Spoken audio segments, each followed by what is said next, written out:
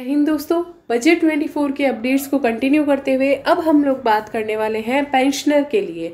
मुझे बहुत सारी क्वेरीज सीनियर सिटीजन्स के द्वारा रिसीव हो रही है कि अगर हम पेंशनर हैं और हमारी इनकम ये है तो हमें क्या टैक्स देना होगा, क्या नहीं देना होगा, कितना डिडक्शन मिलेगा, ये सारी बातों को क्लब करते हुए साथ में कौन से सीनियर सिटीजन को आईटीआर नहीं फाइल करना है वो भी इस वीडियो के अंदर हम डिटेल में डिस्कस करने वाले हैं। तो इस वीडियो को एंड तक ज़रूर देखिएगा, आप सभी के लिए बहुत ही इंपॉर्टेंट वीडियो है और इस वीडियो को मैक्सिमम लोगों के साथ शेयर कीजिएगा ताकि उनको भी अपडेट मिल सके। और अगर अभी तक आपने हमारे चैनल टैक्स साथी को सब्सक्राइब नहीं किया है तो उसे ज़रूर से सब्सक्राइब कर लीजिए, क्योंकि ये आपके लिए तो फ्री है लेकिन हमें इससे मोटिवेशन मिल जाता है ताकि हम आप सभी के लिए नए रोज वीडियोस जो है लाते रहे। तो चलिए स्टार्ट करते हैं हमारे आज की इस वीडियो को।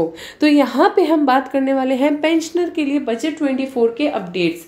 तो उसके लिए हमें ये जानना होगा कि बजट 24 के अपडेट से पहले क्या इनकम टैक्स के अंदर टैक्स लगता था पेंशनर के लिए। तो सबसे पहले हम यहाँ पे बात करने वाले हैं ओल्ड इनकम टैक्स स्लैब जो पेंशनर के लिए एप्लीकेबल है।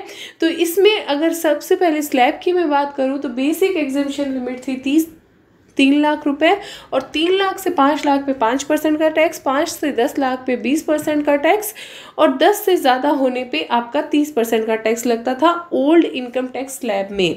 फिर इसमें चेंज लाया गया जिसमें न्यू इनकम टैक्स रिजीम को इंट्रोड्यूस किया गया और न्यू इनकम टैक्स रिजीम का अपडेट जो मैं आपको यहाँ पे स्क्रीन पे दिखा रही हूँ, आप स्क्रीन पॉज करके देख सकते हैं, इसका स्क्रीनशॉट ले सकते हैं।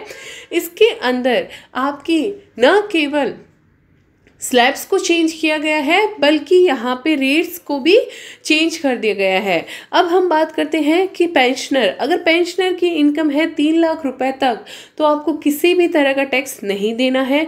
ये सारा का सारा अपडेट बजट 24 का है, तो इसको आप थोड़ा ध्यान से देख लीजिए। तो यहाँ पे 3 से 7 लाख तक की इनकम है तो आपको 5% का टैक्स देना है, 7 से 10 लाख तक की इनकम पे 10% का टैक्स और 10 से 12 लाख की इनकम पे 15% का टैक्स। 12 से 15 का स्लैब गवर्नमेंट ने सेम ही रखा है और इसमें आपको 20% का टैक्स देना है और 15 से ज़्यादा होने पे 30% का टैक्स। और ये सारी की सारी स्लैब रेट जो है वो न्यू इनकम टैक्स स्लैब के अंदर यहाँ पे चेंज किया गया है। अब हम बात करते हैं यहाँ पे स्टैंडर्ड डिडक्शन की। तो चाहे आप एक सैलरीड हैं चाहे आप एक पेंशनर हैं, यानी कि अगर आपको पेंशन इनकम के साथ सैलरीड इनकम भी आती है तो आप यहाँ पे स्टैंडर्ड डिडक्शन क्लेम कर सकते हैं आपकी सैलरी और पेंशन इनकम से।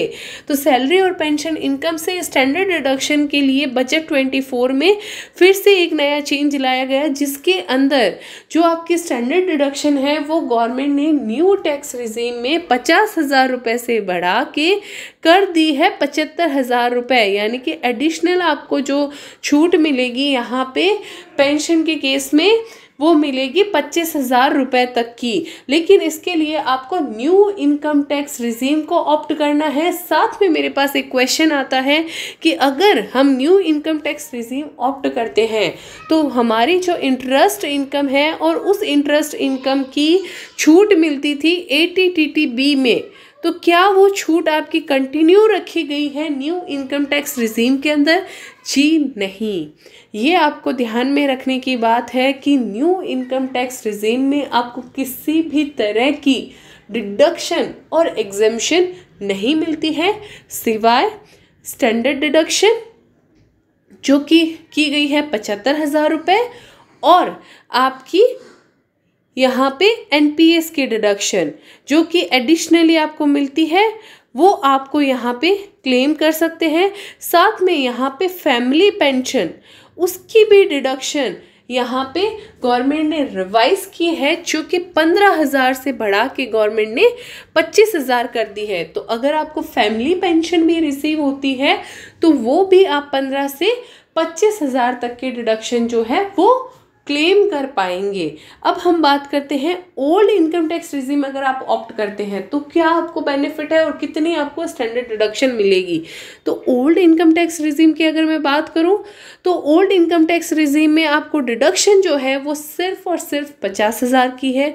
Additional deduction new income tax regime में है और यहाँ पे ओल्ड इनकम टैक्स रिजीम में जो है आपको 50,000 की डिडक्शन के अलावा सेक्शन 80 TTB की भी डिडक्शन मिलती है।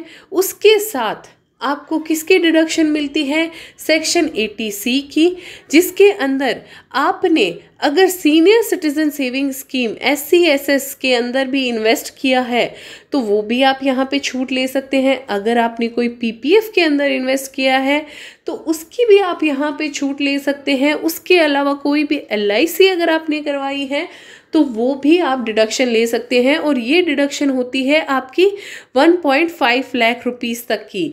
तो 1.5 लाख की रुपीज़ तक की टैक्स यहाँ पे आप बचा सकते हैं, प्लस 50,000 ATTB का जो कि 2 लाख रुपए यानी कि 7,50,000 रुपए तक आपका ओल्ड इनकम टैक्स रिजीम के अंदर टैक्स नहीं है। साथ में 80D की अगर मैं बात करूँ तो आप यहाँ पे सेक्शन 80D के अंदर जो है 50,000 रुपये तक की डिडक्शन भी क्लेम कर सकते हैं।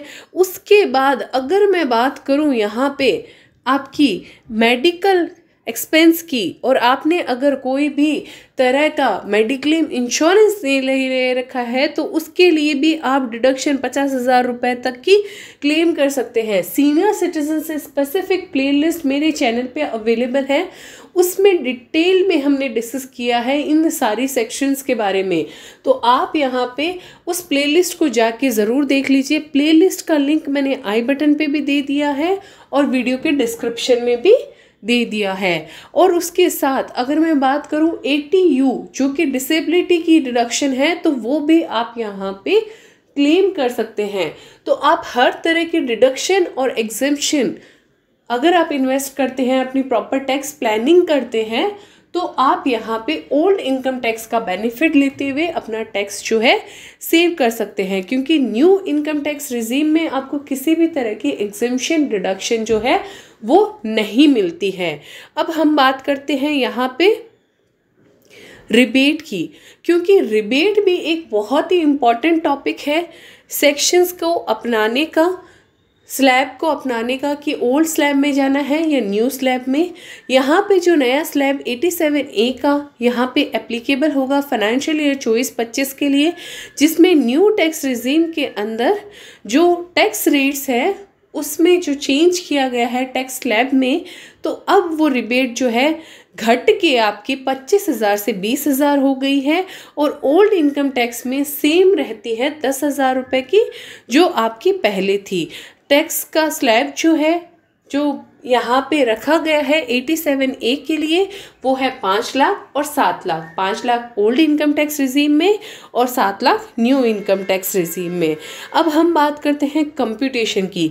तो जैसे कि मैंने आपको कंपैरिजन बताया कि न्यू इनकम टैक्स रिजीम में आप किसी भी तरह की डिडक्शन नहीं ले सकते, ओल्ड इनकम टैक्स रिजीम में आपको सारी डिडक्शन जो है मिलती है। तो न्यू इनकम टैक्स दोस्तों, न्यू इनकम टैक्स रिजीम के अंदर आपकी सबसे पहले बात आती है 7 लाख रुपए तक कोई भी तरह का टैक्स नहीं है।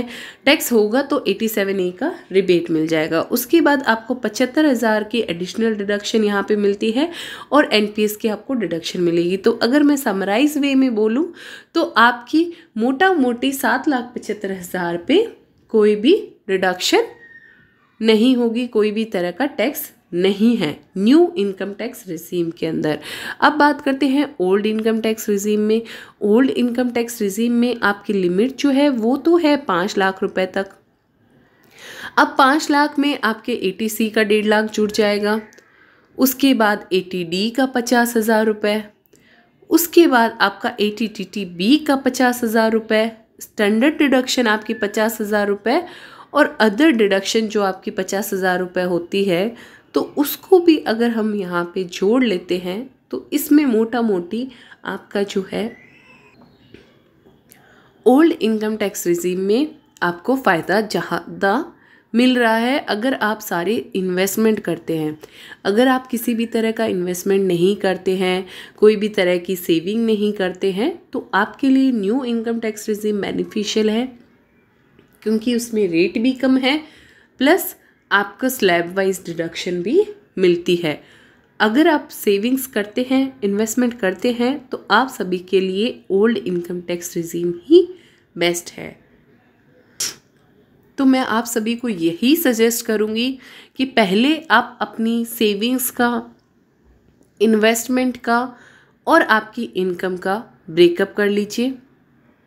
उसके बाद आप यहाँ पे डिसाइड कीजिए कि आपको न्यू में ज़्यादा फ़ायदा है या ओल्ड में ज़्यादा फ़ायदा है। साथ में मैं आप सभी को ये बताना चाहूँगी कि अगर आपका कोई भी लॉस कैरी फॉरवर्ड है तो वो भी आपका न्यू इनकम टैक्स रिजीम में ज़ीरो हो जाएगा, वो भी आपको नहीं मिलेगा, ना ही आपका कोई भी लॉस जो है वो सेट ऑफ होता है। तो आशा है आपको इस वीडियो से एक ब्रीफ अंडरस्टैंडिंग मिल गई है। अगर आपको किसी भी तरह के एक्सपर्ट एडवाइस चाहिए तो आप हमें मेल कर सकते हैं। मेल आईडी वीडियो के डिस्क्रिप्शन में दी गई है। और अगर आपने अभी तक हमारे चैनल टेक साथी को सब्सक्राइब नहीं किया है तो उसे सब्सक्राइब करने के साथ साथ बेल आइकन को ज़रूर प्रेस कर दीजिए ताकि हमें भी मोटिवेशन मिले और आप सभी के लिए हम ऐसे ही लेटेस्ट वीडियो अपडेट्स लाते रहें। तो चलिए आज की वीडियो में बस इतना ही। मिलते हैं ऐसे ही लेटेस्ट वीडियो अपडेट के साथ। तब तक के लिए कीप वॉचिंग। जय हिंद, जय भारत।